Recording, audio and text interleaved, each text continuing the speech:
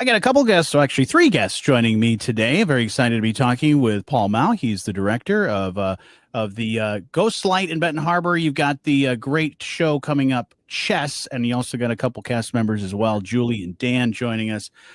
This is an exciting time as you guys are getting ready to open up another great show at the Ghostlight.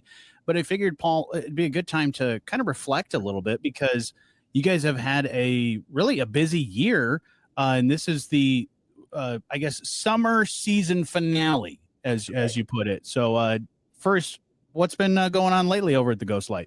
Things here are so good. We cannot complain. We've had sold out shows. We've decided to bite off more than we've ever done before. I think we're doing 7 total productions this year. It started in February with Clyde's, which was a huge success. Last 5 years, which sold out one weekend here, and then we took it to the Acorn for another show. And Rent sold out 11 to 12 nights. We've learned our lesson. Father's Day, not a huge seller for musicals. So one night that didn't sell out. And then the Wolves one weekend with our young apprentices. It's been a really terrific year artistically, and a lot of our actors want to come back for more. So it's exciting to see the same people want to be in the shows, and can't always cast them, but we're excited to cast them when we can. Yeah, and for people that have never been to the Ghostlight, I guess every different theater has their really what they love to do or what they're all about when it comes to either when they pick the shows or the community they're serving.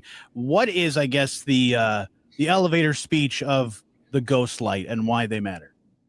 That's a great question. I like to think that we challenge both our audiences and our actors, whether it's the level of difficulty on stage or the level of understanding in the audience, like musicals and plays with a message, not things that are just escapists. Like we're in the world of like Marvel, right? So people love to go see Marvel movies because they can just turn off and forget their worries at the door. This is kind of the opposite of that, right? So there's a lot of things out there that people can choose, and everything's at the push of a button. You can choose what you want to go see. And we've had quite a following of people here that want to be challenged and want to have discussions and challenging discussions and talk about what's troubling them. And, a lot of times the medium is not always one of a back and forth, right? You're just kind of talked at, whether you're watching Netflix or the movies. So it's fun to see people. I try to work the door at every show and hear what's on people's minds and empathize and see what's going on. And then I, try to follow up. And if and when we can, we have pre-show lectures or post-show discussion. And I like to think a high percentage of our shows make a difference, whether it's, a light bulb on somebody's head of thinking about something they didn't think of before, or a young child in Southwest Michigan who didn't know that live performance could be so engaging and riveting, especially 5 feet away, No, I totally agree. And I've seen, a number of shows at Ghostlight, and any of the shows that you guys pick is you have that community in mind. And like you mentioned, those discussions, I think that's another great thing. And, it challenges everybody. And, you may leave rehearsal one day crying, but it's a good cry because, you had some sort of emotional breakthrough or something like that. And it's really awesome. And then you, of course, bring that community together of great theater. And anytime, if anybody's never done a performance in theater, I highly encourage it in any way, because you gain a whole new family by doing that. And you certainly have a great family there at the Ghostlight, and excited about this show. Before we talk to a couple of your cast members, why Chess? Man, the music. Oh, by the way, the music. I'm a little older than you, Jonny, and grew up with Casey Kasem's Top 40, talking about radio here. Right. And one of my favorites was One Night in Bangkok. And so that song kind of hit as the rest of the world was kind of enjoying Chess and trying to figure it out in the 80s. And ever since then, I've wanted to produce and direct Chess. So it's really, really exciting. The story's a little crazy weird, and they've rewritten it a few times. So it's kind of awkward. But we have brought a definitive version of the original Broadway show with no cuts. So it's kind of lengthy, but there's a lot of great music. So we're really excited to share. I'm making sure my laptop doesn't die here. But yeah, so I can't say enough times the music. And boy, have I been able to work with a powerhouse cast and kind of hand select singers I've known over the years, but also a couple of newbies. And I am bathed in vocals every night, Jonny. I hope you can stop by. It's really a fantastic show, and it's all ABBA. The guys that from the band ABBA wrote the music, and it's just so much fun. That does sound like a lot of fun. And yeah, ABBA being the basis of all the music in there, that's something for people that do love them. Great thing to get them into the theater and into those seats. Of course, we want to come see this. It's going to be happening, as you said, opening this weekend, the 14th, and runs through the 24th. Ghostlightbh.com to get info on that. We'll circle back to some of the other great things you guys have going on for opening weekend and whatnot. But let's talk to Julie and Dan, because I know you guys have been sitting patiently and want to talk about some of the things that you have going on. Dan, of course, you've been a part of a number of productions at Ghostlight. This one, you guys having some fun with it? Oh, absolutely. It's a really packed show. There's a lot of thematic relevance going on, and exploring it is delicious. It's also very angry, and that's very, very cathartic. Yeah, I've seen pictures of little previews of things that you guys have going on. The set looks awesome, and that's what I love about Ghostlight, is that very black box, that really intimate setting. You're almost standing on top of the audience, which I think is a cool thing, to be that immersed in a show when you're watching it. Tell us about, without giving a ton of stuff away, tell us about your character. Oh, sure. He's a guy named Anatoly Sergeyevsky. He's kind of a simulacrum for Boris Spassky, which was the big Russian and American thing. Bobby Fischer was he became the grand champion, and it was a highly followed match in the height of the Cold War, and it became about a lot more than just a chess match, and that's what's being explored here. Of course, there wasn't a love triangle in real life, but that's in here too. Musical theater, we cannot abandon the love triangle. Gotta have a love. Yeah. So this is a person who has love for his country and a very complicated relationship with how it's being handled.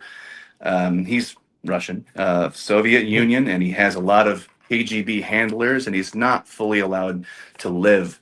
And so it's his journey to find out how to reconcile his past with his future.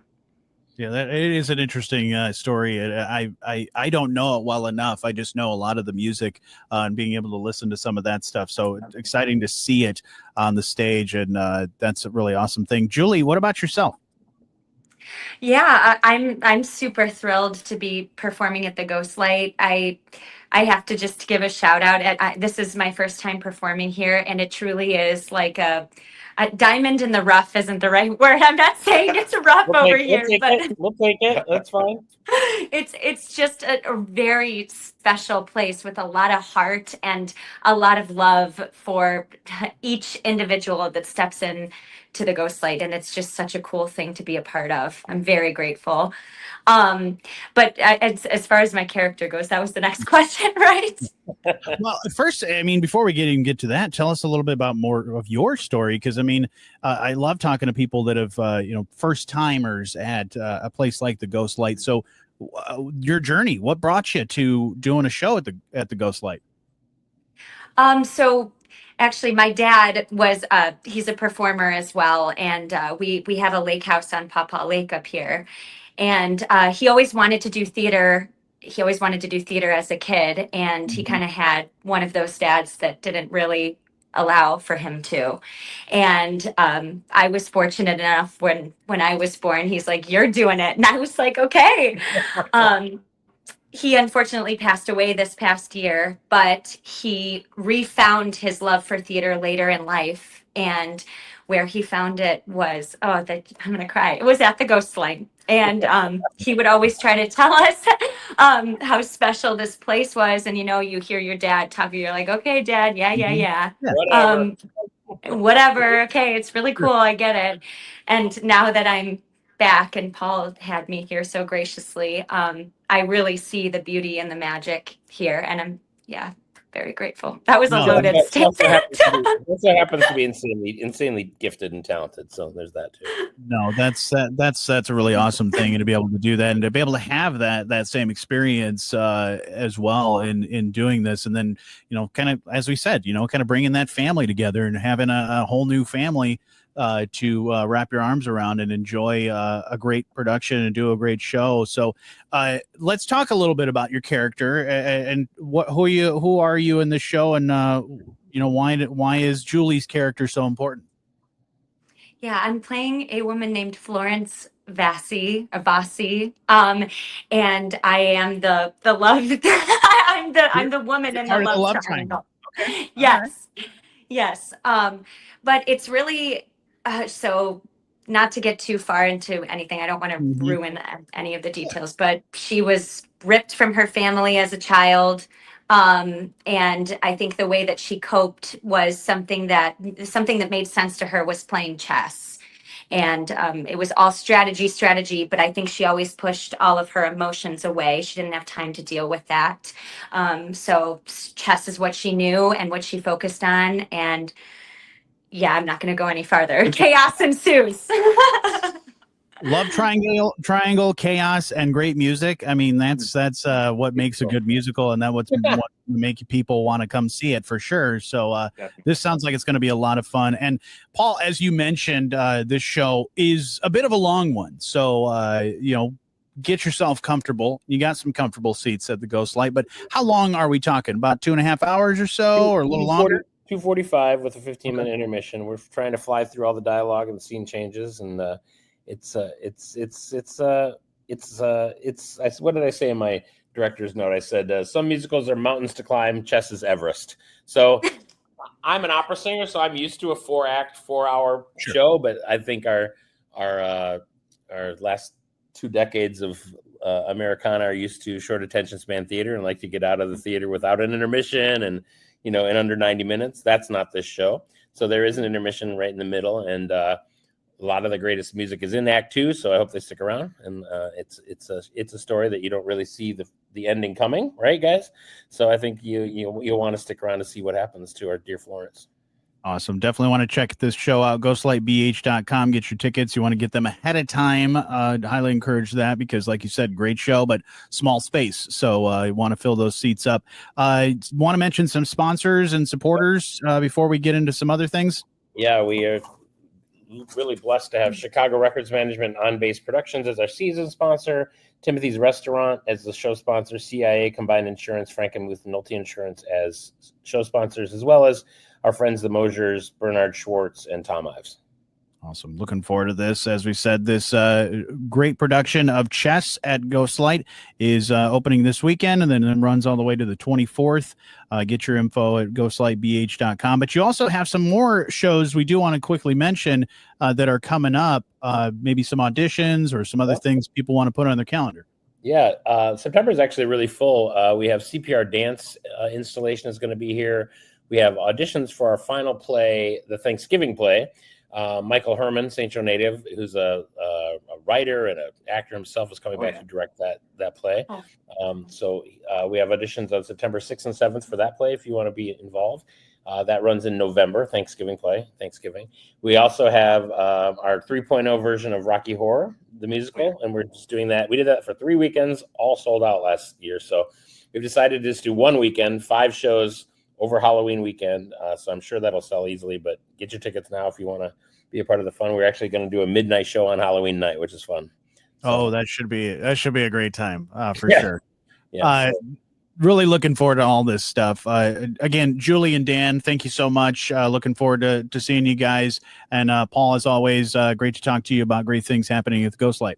Thank you so much, Jonny, for making the time. Thank you.